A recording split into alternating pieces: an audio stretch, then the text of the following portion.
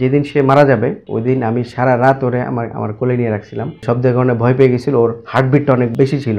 এই যে আতশবাজি বা শব্দ দূষণ, আমার ছেলে মারা যাওয়ার পর থেকেই আমি এই বিষয়টা নিয়ে মানে অনেক কাজ করার চেষ্টা করছি। তো আমি এখন হাল ছেড়ে দিছি। আসলে এটা যতক্ষণ পর্যন্ত না নিজের কারোর সাথে ঘটে ততক্ষণ পর্যন্ত মানুষের এটা হুঁশ হয় না। 21 সালের 31st নাইটে যে রাত্রিটা ছিল আমাদের জন্য সারা জীবন সেটা একটা কালো রাত্রির মতো হয়ে থাকবে। মানে এমন একটা অবস্থা তৈরি হয়ে গেছিলো আমাদের চারদিকে পরিবেশে যে অনবরত মনে হচ্ছে বোম্বিং হচ্ছে। ছোট ছোট বাচ্চারা যারা আছে তাদের পক্ষে তো অবশ্যই এটা সহ্য করা সম্ভব না। আর যারা রোগী আছে, বাচ্চা, আবার হার্টের রোগী, আমার ছেলের হার্টের সমস্যা ছিল, বাচ্চা বাচ্চা মানুষ, মাত্র 4 মাস 19 দিন সে দুনিয়াতে জীবিত ছিল। তো সে কতটা কষ্ট করে এখান থেকে দুনিয়া থেকে বিদায় নিয়ে গেছে, এর জন্য দায়ী আমরাই। আমাদের পরিবেশ, আমাদের সমাজ, আমাদের অসচেতনতা, হ্যাঁ, আমাদের মনুষ্যহীনতা।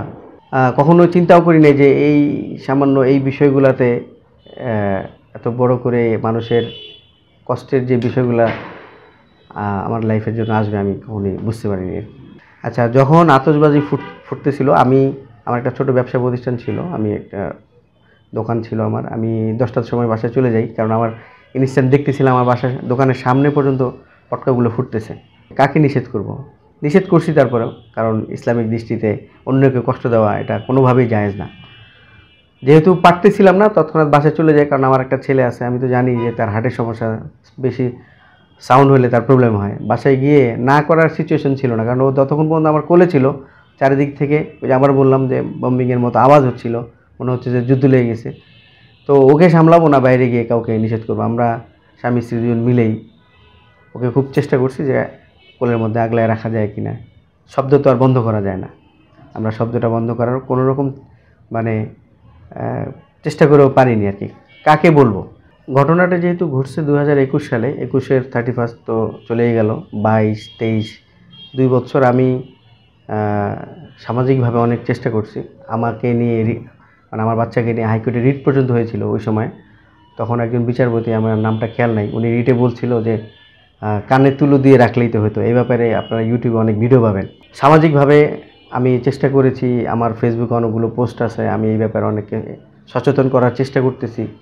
এবং আমি এই ব্যাপারে প্রশাসন এবং এই সংশ্লিষ্ট যারা আছে, যাদের মাধ্যমে, যাদের কড়াকড়ির কারণে এই বিষয়টা নিষিদ্ধ হতে পারে, অথবা এসব যারা আমদানি করে অথবা এগুলো নিয়ে যারা কাজ করে, এগুলোর ব্যবসা করে, তাদেরকে বিষয়গুলো যদি বোঝানো যায়, তাদেরকে বিষয়গুলো যদি তুলে ধরা যায়, আমাদের এই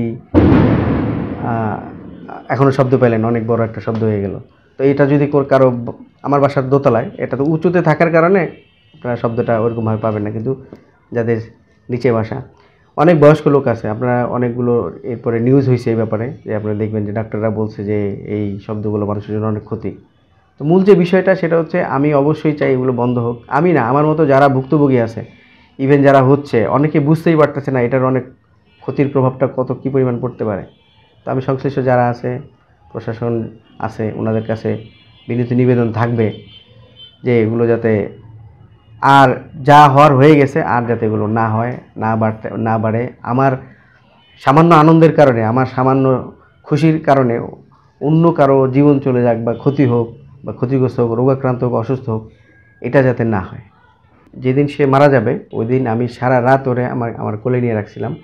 এবং যেহেতু ও অসুস্থ ছিল, পাশাপাশি শব্দের কারণে ভয় পেয়ে গেছিলো, ওর হার্টবিটটা অনেক মানে খুব বেশি ছিল। ওই দিন আমি ওরে নেবুলাইজ করতেছিলাম কিছুক্ষণ, 15 মিনিট 20 মিনিট পর পর। তো আল্লাহ হয়তো নিয়ে যাবে, এই জন্য ওই সারা রাত ও আমার সাথেই ছিল। ওই একটা রাতই, সারাটা রাত আমি ওরে বুকের মধ্যে একলাই রাখছি আর কি।